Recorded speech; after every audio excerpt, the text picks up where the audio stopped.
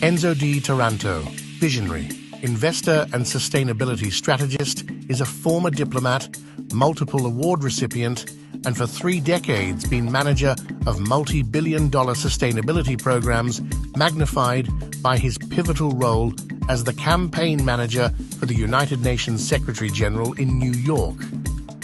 Since 1990, Enzo Di Taranto has garnered global recognition for his efforts in advancing the Agenda 2030 for Sustainable Development in conflict and disaster zones worldwide, from Colombia, Nicaragua, and Haiti to Laos, Mali, and Sudan. In more recent years, Mr. Di Taranto has fixed his gaze towards Planet Gold, an innovative eco-investing portfolio, while simultaneously advocating for the concept of sustainable luxury living within the key industries of real estate, hospitality, energy, technology, wellness, entertainment, and fashion. His forward-thinking initiatives have underscored his commitment to driving positive change on a global and massive scale.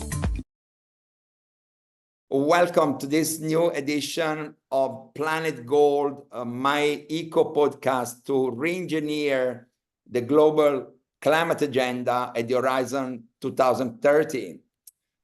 Today, I have the pleasure to speak with Karen Clarkson, who is the Vice President for Sustainability of RICOH, this global tech company born in Japan many years ago, I should say, and that has been actually leading the way in the climate tech sector for decades, even though the image of the global corporation is not necessarily highlighting the progress and the work done to promote the global sustainability agenda. And that's why this conversation with Karen today is important for us and the Planet Gold audience understand better the work of RICOH, the personal leadership that Karen Clarkson brings to the company and to the sustainability community globally. Karen, welcome on this new edition of Planet Gold. How are you today? I love that introduction and happy to be here and share the sustainability message. Exactly. And and thank you for taking time out of your busy agenda. You are based in San Francisco, California, is that correct? That is correct. I was born here and raised in California and Florida. So I have oceans and forests and mountains, and as well as all the business side of it. So my sustainability started early on with just being out in nature and appreciating the earth. Absolutely. And look at us now. Where we are. And you know that in my message to the Planet Gold audience, I always reiterate the intersection between sustainability and longevity. And I have a mantra that the body is the way to the planet. That is, the body is the most direct connection we have to the planet because we ingest the food that the planet, the Mother Earth, offers to us. We drink the water that the planet produces for us. We breathe the air. So there is a direct connection between body and planet, and so between sustainability and longevity. And so your roots in both the oceans and the forests are very interesting. And Karen, what about your proximity to Silicon Valley? Has it played a role in what you do at RICOH? It's played a huge role. I'm 20 miles from Silicon Valley. Having spent most of my career with RICOH here on the West Coast, when I was in the direct sales role, I called on Silicon Valley companies for years, and being inside those organizations, supporting them from a RICOH business perspective, you feel the vibe and the energy on creating and innovating and pushing the envelope on whatever it is that speaks to your soul in terms of business. And that mentality has always been ingrained in me. Prior to coming out in San Francisco, I've always been, I don't know, coloring outside the lines a little bit from a naughty child all the way to business, and trying to just move the envelope and push agendas forward. And I've been an entrepreneur inside this big global organization for years, and having roots in Silicon Valley just continues to give you confidence that, hey, this is how to get business done. This is how to move ideas forward. So it's I'm very lucky to be living here in the Bay Area. Absolutely. Tell me, what is, I mean, in your life story and in the discovery of your inner self and your destiny on this planet, what has been the trigger for you to engage yourself in sustainability? We spoke about having grown up here in San Francisco. I grew up hiking and camping in Yosemite, in Florida, grew up in the oceans, and I've probably camped in every coastal state in the United States. And my earliest memories, my fondest memories, are playing in the streams or swimming in the ocean, looking at the fish, snorkeling, looking at the coral reefs. And that grounds you. We talked about that earlier. Like, we're humans. We have come from Mother Earth, and you're very grounded when you're in nature, and it's calming to your soul. And that has just been part of my DNA. And as I've moved into the business world, I love business. I love making business happen. I love having profitable business, and there is a way to drive sustainable business which improves the profitability of companies.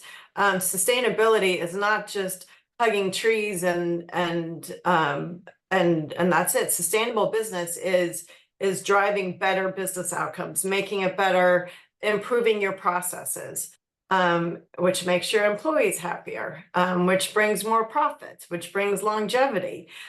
So tying it all together is just a deep rooted in how important nature is and protecting that, but then also putting business acumen on top of that and doing the right thing for the planet and for business. We all want to make money, but we want to do it smartly.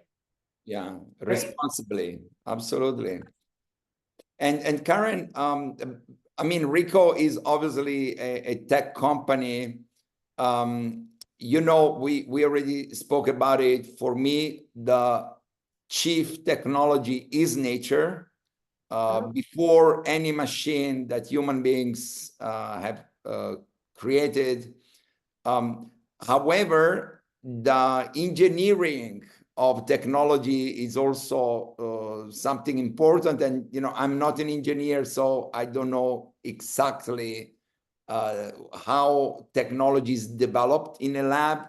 However, I do understand that the machinery, the tech equipment can accelerate the implementation of the global climate agenda, from transitioning the global economy from fossil-based to renewable energies, you know, to removing plastics from the oceans.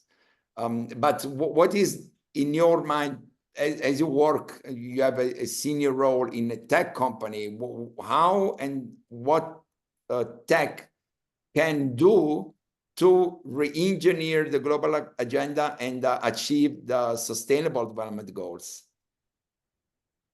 There are so many amazing technologies that are in incubation stages today or in early startups. But if you look back at our RICOH history, we were founded in 1936, and in 1938 we started our first stance on sustainability. Our founder spoke about the people, the planet, and prosperity.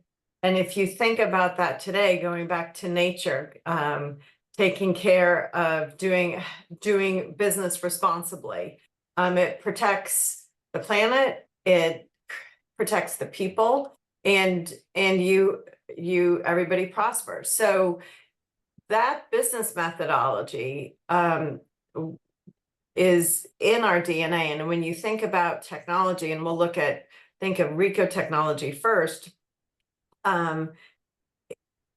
all of our manufacturing, we started our first green environmental department in 1976. 1976, that's unheard of. And those manufacturing processes have just continued to progress and use more recycled materials, zero waste to landfill, et cetera. So having come from this manufacturing background, I look at other technologies out in the world today supporting climate and responsible business, and there are so many of them. And if you think of how to get to the masses, because the faster everyone sings from the same sheet of music, and the faster everyone starts employing techniques and technology to improve their lives as well as improving the planet, that's sustainable business, sustainable function, sustainable life.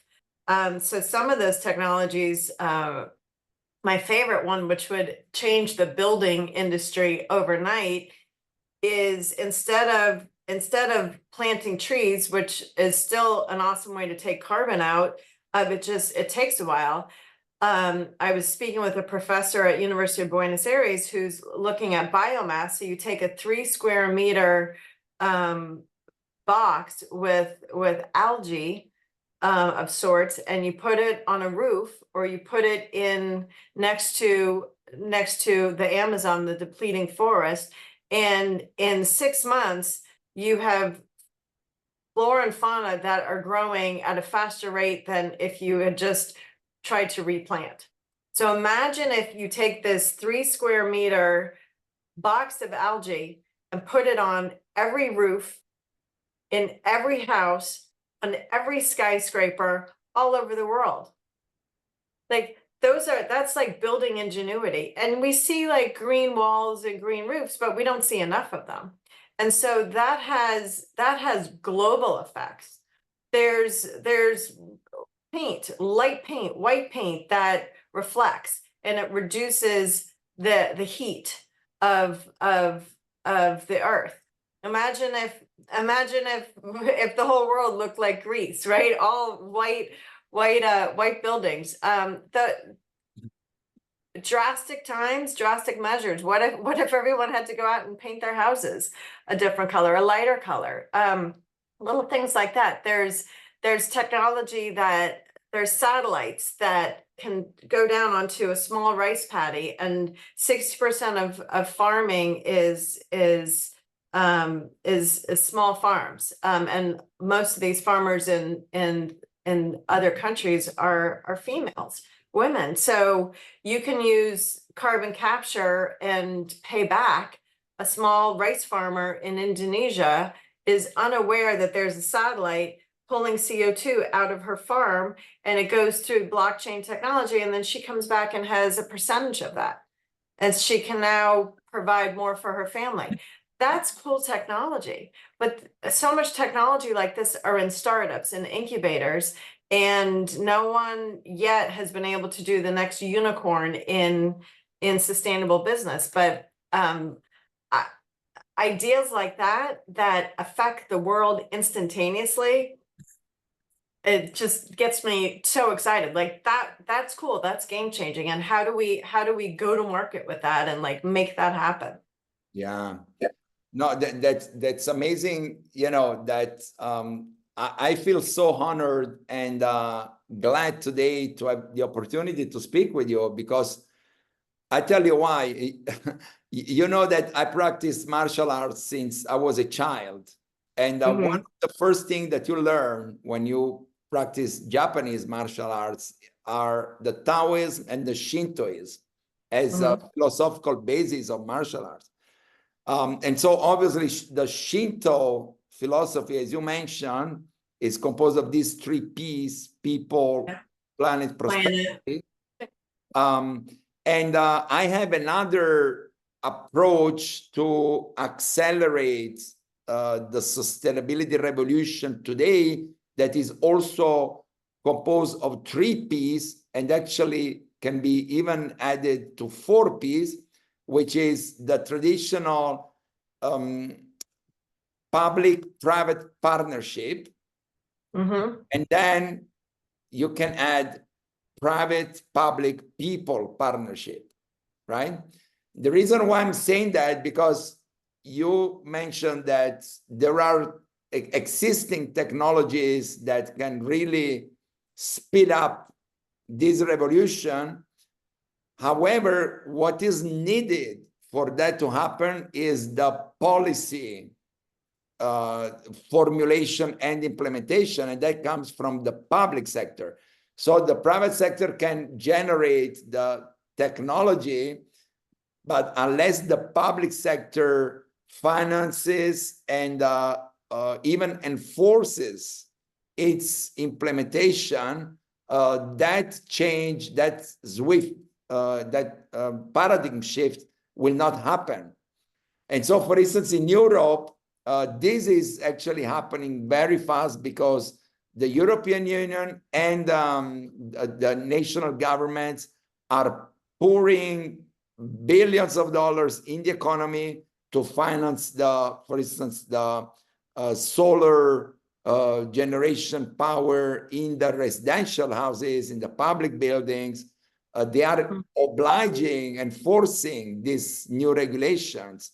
In the United States, there is a lot of progress as well in this sector.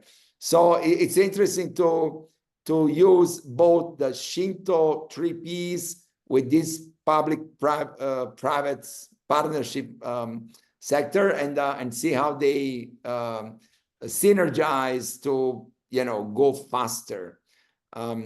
But I know that RICOH has been also present at COP28 in Dubai. Is that right?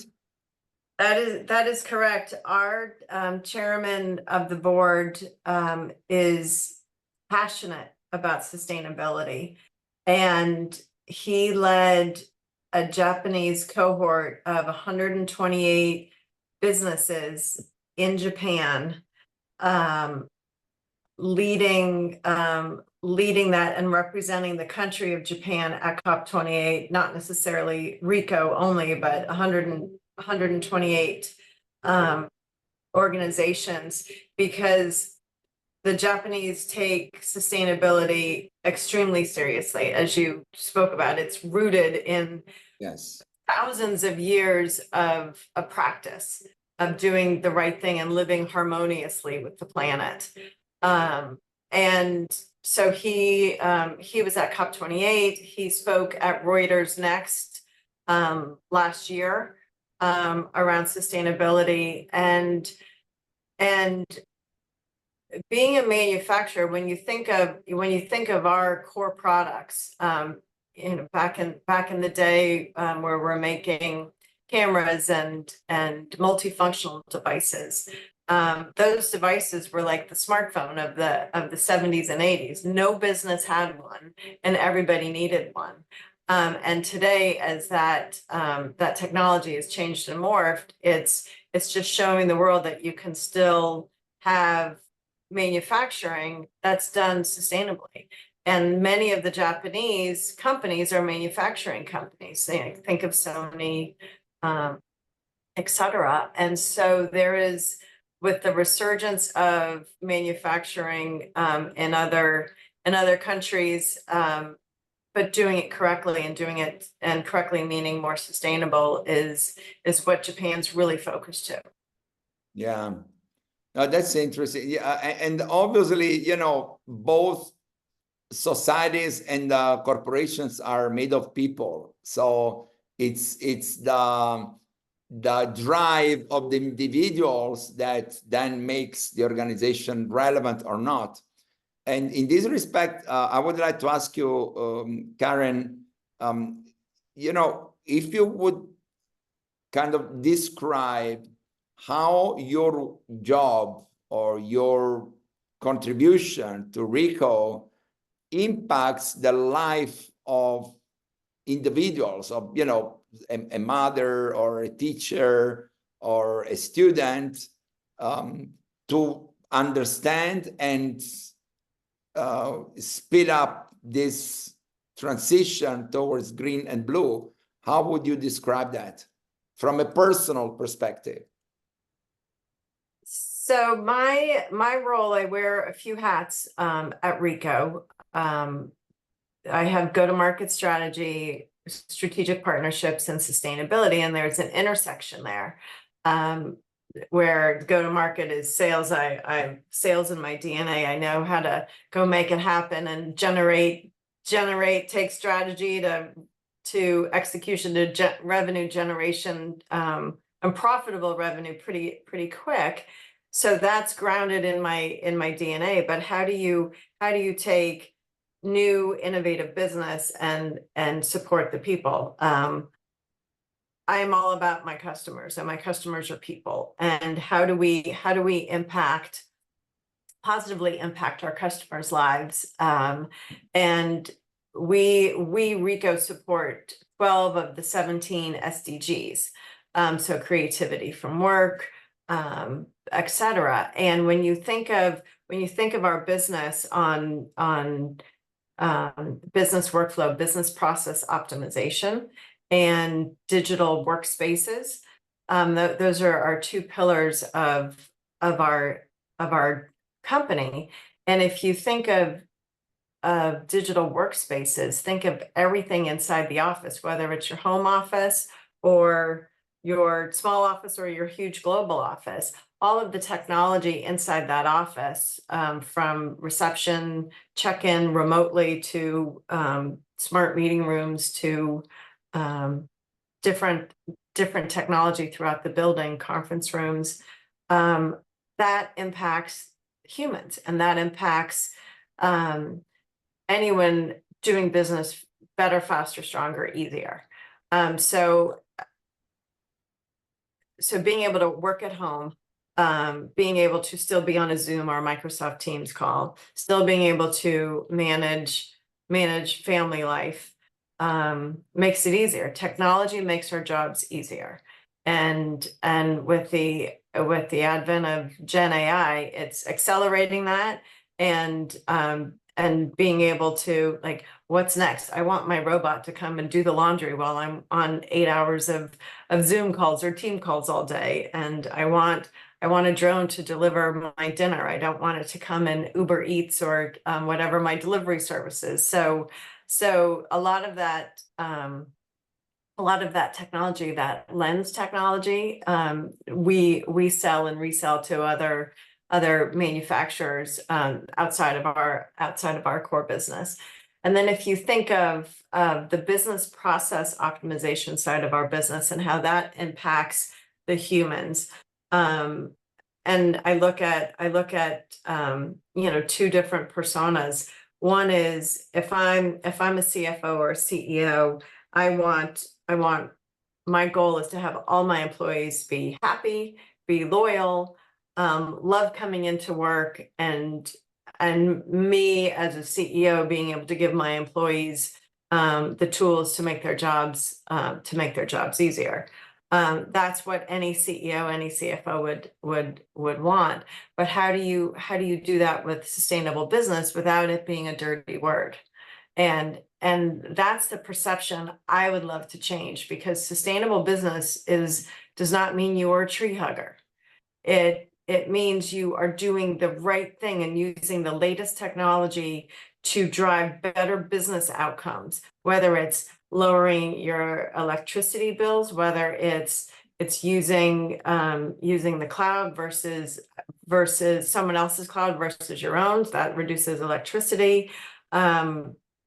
Improving workflows where I don't need 10 people entering data in. I can use technology and imaging and pulling metadata out with software to upload into SAP systems or Oracle systems, improving the process so the people I hire are doing less manual work and doing, I've hired a financial analyst, but they're doing financial data entry.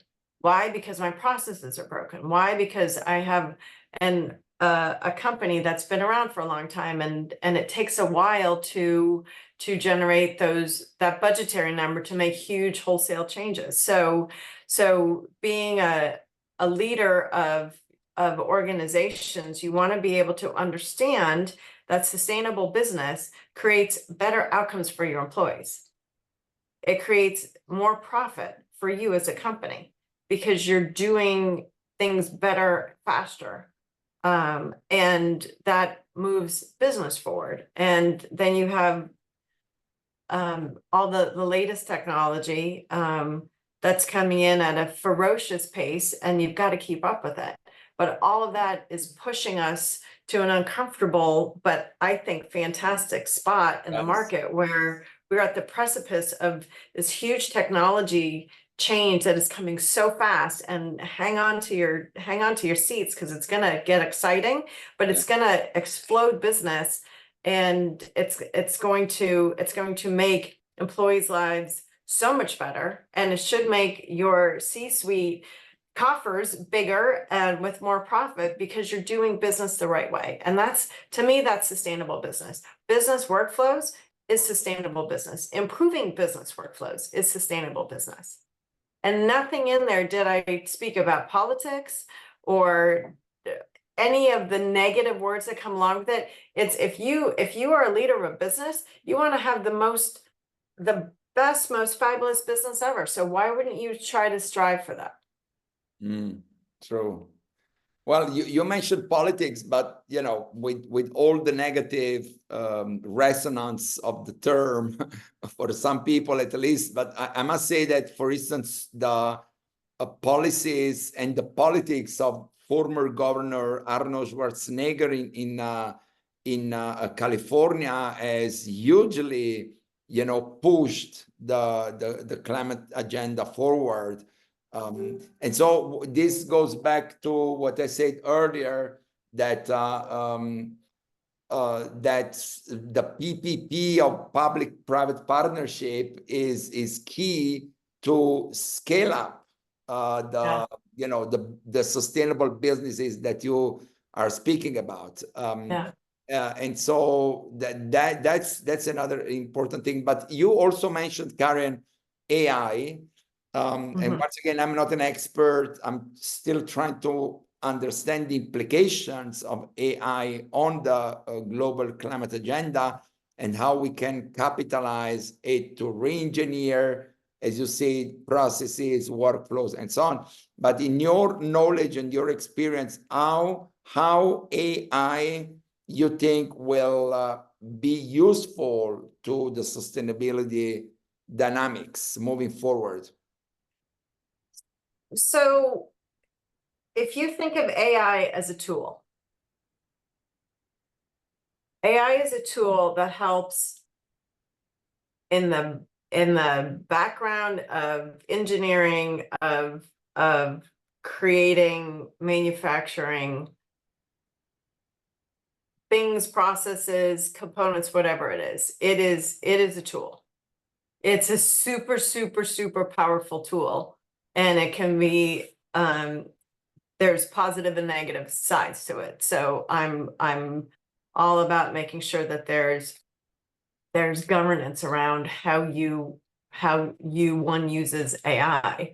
But if you think of just classic engineering and creating, AI is in the background of everything. I was at an incubation lab yesterday advising some early startups, and AI is in everything they do. And on their websites, it was led by AI, led by AI. And I said, gang, this isn't, your business is not AI. Your business is whatever you're trying to solve. And it's just, AI and it's just, it's, you use AI, just like in the past, we used to use, whatever. Yeah, whatever it was. So there's a hype about it, and it's in the high end of the hype cycle. Like, everyone needs AI. What's AI? But it's a tool, and it's been around for a long time. It's the generative AI that's with machine learning, where you think of the Terminator movie, where it's a mind of its own. Like, that's out there now. But how do we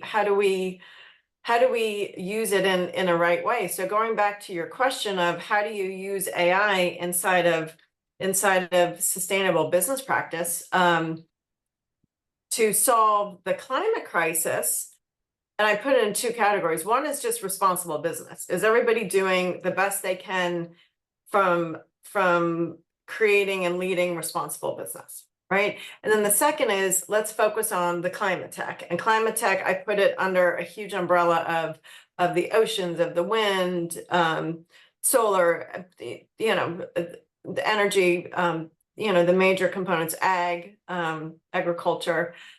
But all of that technology has AI components to it. And if you think of reporting, some of the reporting metrics that are out there for businesses to use to provide scope 1, scope 2, or scope 3 reporting uses AI, because the more data that businesses are putting into a global sustainability platform, those companies are using AI to find more trends and more data points and analytics on, hey, most customers in this industry use these types of things, processes, tools, whatever it is. So therefore, we know that the retail industry, this is what a retail industry looks like from a sustainable business or a not sustainable business, just based on reporting. So there's AI in basic global sustainability reports, and then there's some of the businesses that I talked about, like how do you use AI to measure and monitor some of the satellites pulling CO2 out of the air. Like, all of that ties into it. So I would just chalk it up to every startup or small business that's trying to break into the sustainability climate tech market should have AI as just part of their building blocks. Yeah. And one idea, when I wake up at 2 o'clock in the morning thinking how I can solve the world, save the world, I have this idea of in the United States, we have so many large shopping malls that are vacant now because of COVID, because online shopping, etc. And we also have food insecurities. Malls are typically in hugely populated, dense areas. And some of these malls can be in areas where people don't get great California vegetables 365 days a year, where we in California are lucky to have that. But how about you take a mall that's empty or only has one store left at it, and you turn that mall into vertical farms. Vertical farms, you're using AI to make sure that all the lettuce is growing correctly, that there's enough water, you're using sensors, making sure there's nothing bad getting in there. But you have now created a huge vertical farm inside a huge edifice inside downtown, wherever, and you are now creating food for the masses, and healthy food. As you go back to the people and health and longevity, it all ties in. If I have an underserved community that can't get fresh fruits and vegetables, how are they going to be healthy? So it just, my brain just keeps going and going and going. But AI would be grounded in that, in some of those technologies, right? Absolutely. And you know that we are developing with this Canadian company, Rather Tech, an integrated solution for disaster risk reduction. Particularly in the islands. I was head of office of the United Nations Humanitarian Coordination Office in the Caribbean. And, even 10 years ago, there was nothing, in terms of predicting, apart from the satellite warnings and things like that. But nowadays, if you imagine, for instance, the interaction between drones and AI modeling, I mean, you can alert populations well in advance. You can provide much more precise data for policy making and preparedness and response. And once again, I'm not an engineer, but what I see is that both drones and AI are very low cost. You can deploy 100 drones for nothing. I mean, and then you get all this huge amount of data 24/7, and you can much better prepare countries and communities for hurricanes or flooding or any of this natural disasters. So we have, from the Dominican Republic and from the Caribbean, we have this global platform, including so far 12 islands in the Indian Ocean, the Pacific Ocean, and trying to innovate, the way especially islands prepare and respond to natural disasters. And, I think that this interaction between drones and AI will be so powerful. But we need to train people. I mean, the role of universities, I spoke about governments, but, universities have to prepare this new generation of, labor force that understands how to apply these new technologies. Otherwise, it cannot be an elite thing. It must be massive, and so that, I mean, the really creativity is the only limit to the application of all these things. All our kids that are gamers, they can now become the drone operators as the adults, because they already know how to. Definitely. And so you think that RICOH is, under your leadership in the Americas, is strengthening its role in the sustainability space and industry, climate tech? I mean, how do you see that moving forward? Absolutely is it's, as I said earlier, it's part of our DNA. And if you think of Japanese business culture and Japanese culture, it's very different than American culture. The Japanese are very reserved, and the RICOH Corporation is revered in Japan. And in America, we're all about banging our chest. Hey, look at me, look how great I am. Billboards in Times Square advertising this, and the Japanese culture looks at us askew like, that's not us, right? But it's just different cultures. So one thing that I absolutely love about RICOH is its 80-year history of sustainability, and not just talking about it, but doing it. As I mentioned earlier, in 1976, we started our first sustainability department, and we have 2030, 2040, 2050 goals for all of our manufacturing and our manufacturing facilities globally to be 100% renewable, continue on zero waste to landfill, recycled materials.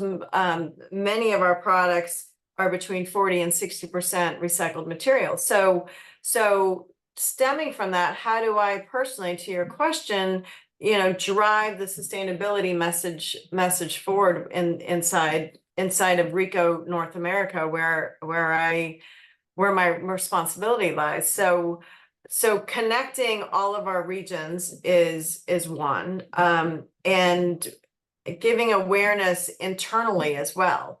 It's not just a separate department. It's not just an add-on, but it's part of our business processes. When we design and manufacture or partner with a business partner, it's what business problem are we solving? How does it support the UN SDGs? How does it support sustainable, responsible business? How is it creating an ROI for the decision maker? How is it making employees' lives easier, et cetera? It's part of the conversation. It's not an afterthought.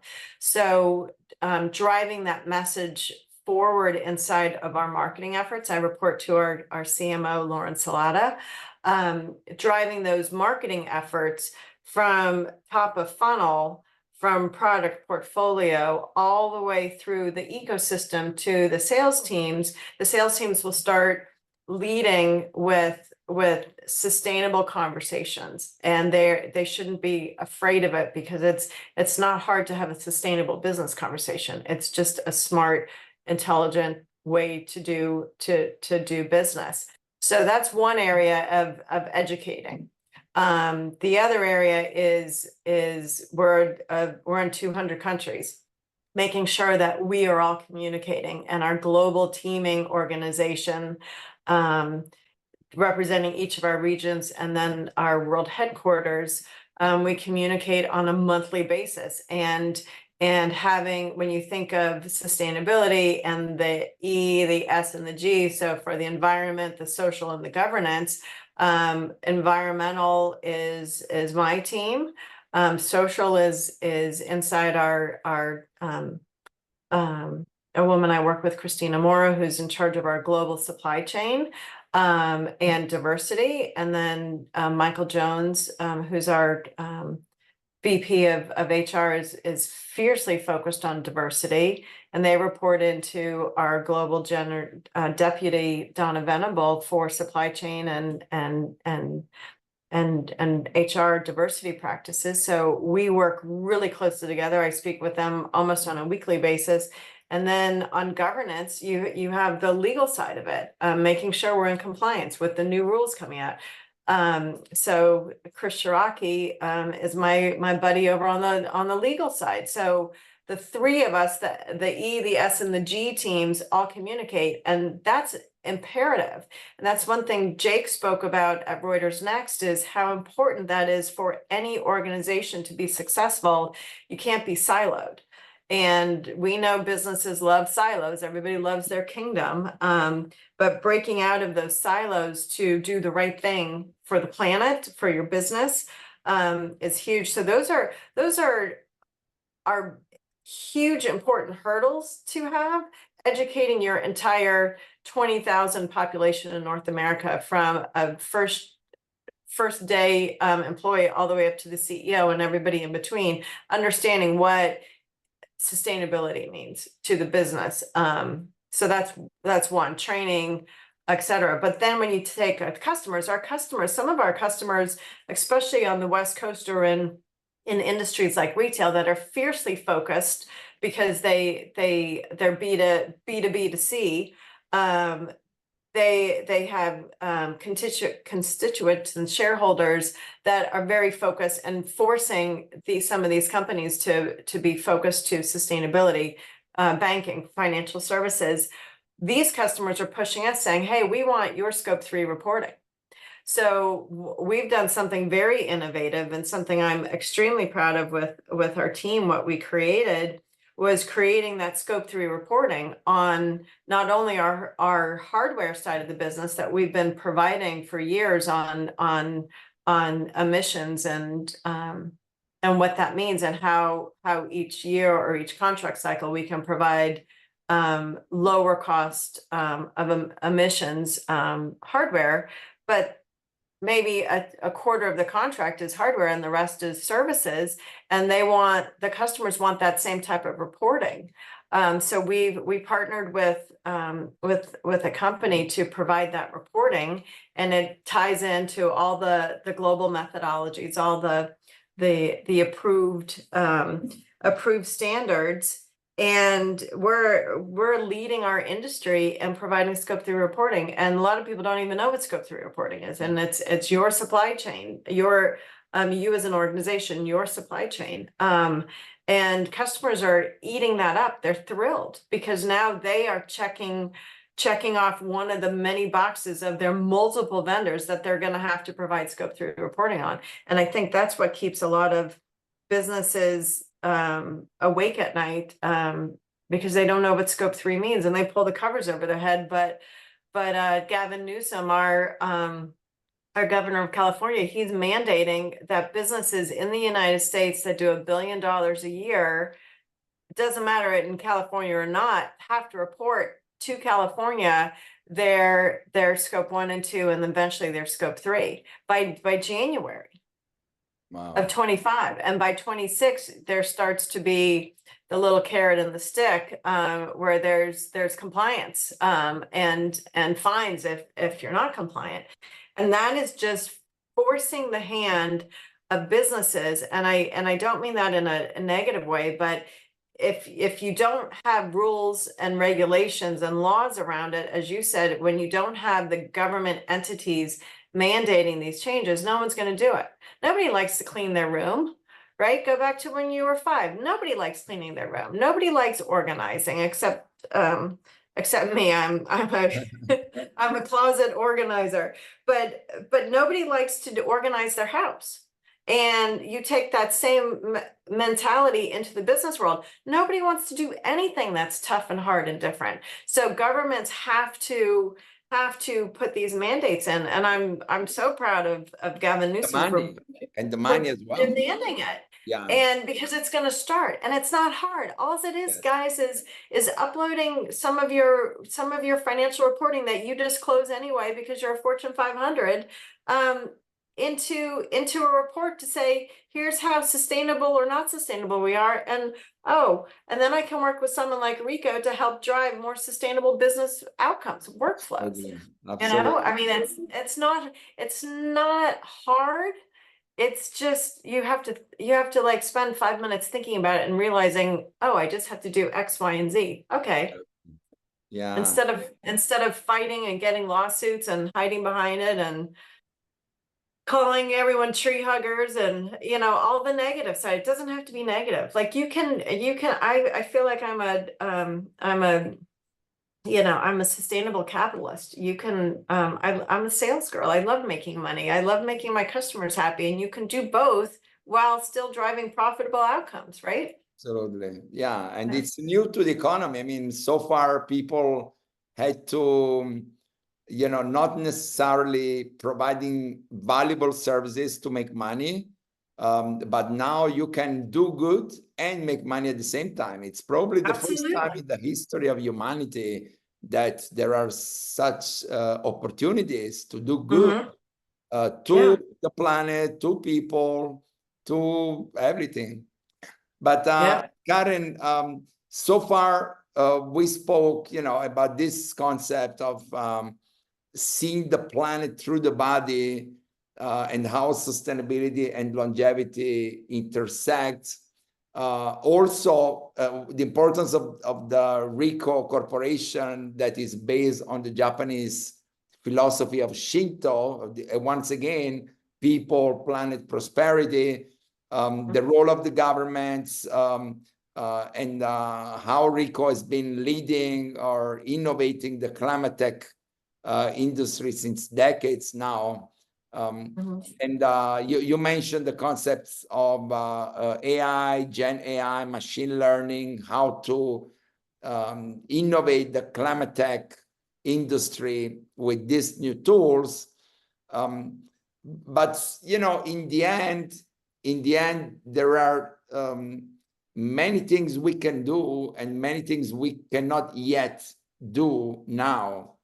And so I would like to, and this is a question I make to all my guests on the Planet Gold Eco podcast, because remember, my objective is to contribute to re-engineer the global climate agenda, for instance, by innovating the narrative. I never mentioned the word climate change. I never mentioned the term climate crisis.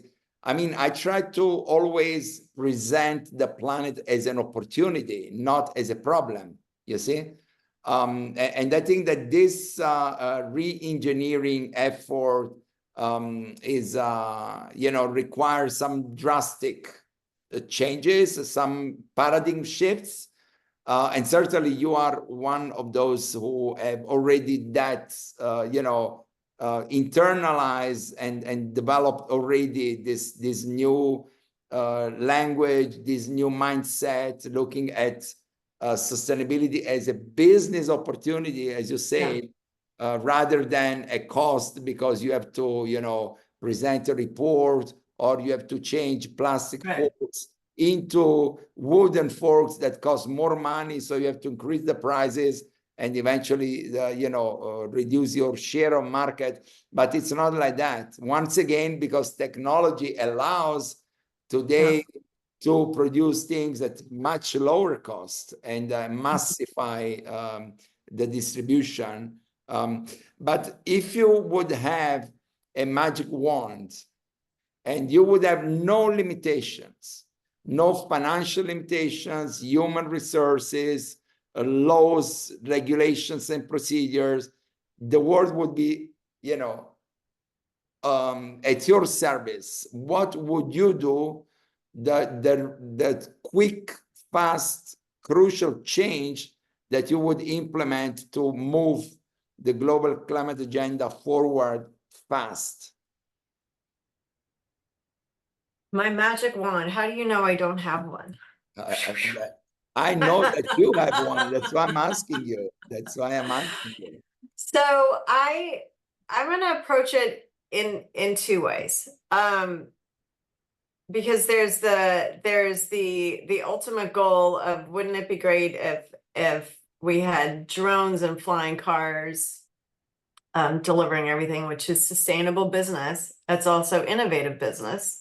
And can you mask doing good for the environment and the world with cool technology? I think you can. But I'm going to take a more doable magic wand, because there's 3+ billion people in the world. Every single person needs to do their part. And if every single person every day, starting today, does one small step towards doing something more sustainable, it will have massive impacts. Because right now there's such a small percentage of the world and the population that recycles.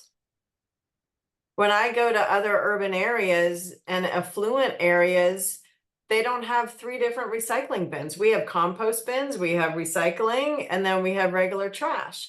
Many states and cities don't even have that. So how do we make it easy for humans to consume things in their lives that are more sustainable? And if you think about changing the face of the planet, doing it through the masses is the fastest way to do it. And providing, if you are in an impoverished city or country, where you still might have to walk for water or chop down trees to get wood to build a fire to cook for your family, they're not thinking about painting their house white to reduce the heat, or putting moss on their house to reduce it. They're in survival mode. So how do you wave that magic wand and help people who are in survival mode and subsistence mode with sustainable outcomes. Can you bring drones in? Can drones come in and deliver water? Can drones come in and deliver an alternate heat source than chopping down trees? So how do you support those individuals? And then all the way up to the wealthiest people in the world and everything in between. Are you buying aluminum versus plastic? Are you buying glass versus plastic? Basic things like that. And then all the way up to to what I talked about earlier, have vertical farms to bring health, have drones delivering things, flying cars that reduce emissions, walking. Let's not forget how easy it is to walk. Yes. To use the body. Europeans do it better than us. It's like, oh, my grocery store is a mile. Let me get in my car and drive there. Oh, yeah. Right. So I just think the magic wand is how do we deploy the cool technology in the incubators and the startups now, get their ideas out there, and then how do you have the people in the entire world do small little things every day to think sustainable? So wave the magic wand and you have the sustainability button that goes off every day, like do something sustainable, right? Shut off the light, don't leave the water running. I mean, basic things that we do. So that would be my vision. I took big, small, and in between. Everything. You are holistic. But I think, girl. No, Karen, I think that this magic wand is already in action because this is one of the things that I'm doing. I'm compiling all signs of that as humanity, we are on the right path, you see? We mentioned before the European Union, the US administrations have done a lot as well.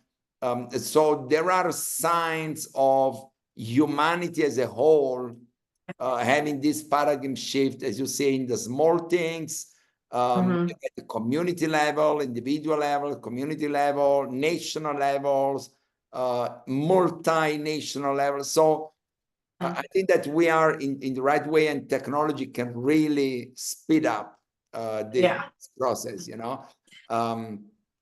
But it was a very, very pleasant and inspiring conversation, Karen. And I hope that, our project to do this activation on climate tech during the United Nations General Assembly Week in New York in September can also be the opportunity to, share some of these ideas with a specialized audience. Absolutely. And also, take decisions in that direction, right? And this is our job to do that. Yeah, I think the stats, it's going to take $5 trillion to reverse climate change. And you look at some of the big family funds and some of the wealthiest individuals in the world that are part of some of these private funding sources, and being able to, I mean, nobody wants to lose money, but when you have an extra couple of billion lying around that you don't need to get an ROI on to invest in some of these smaller companies, to do that, to launch it and have the technology and the tools, the AI tools, the ML, machine learning behind it to launch that faster is, my hat's off to those wealthy families and organizations that are doing that and doing their part, because it's going to take a lot of resources from financial, as well as the human mind, as well as heart set, mindset, skill set, and how do you go to market with it? Like, how do you make it happen, right? How do you launch it? Yeah. But that's what I love. Money is not a problem anymore. Because you may know at COP26, the biggest financial corporations from Deutsche Bank, Bank of America, Morgan Stanley, I mean, Banco Intesa, I mean, Union de Banque Suisse, the biggest, they all created this net zero banking alliance.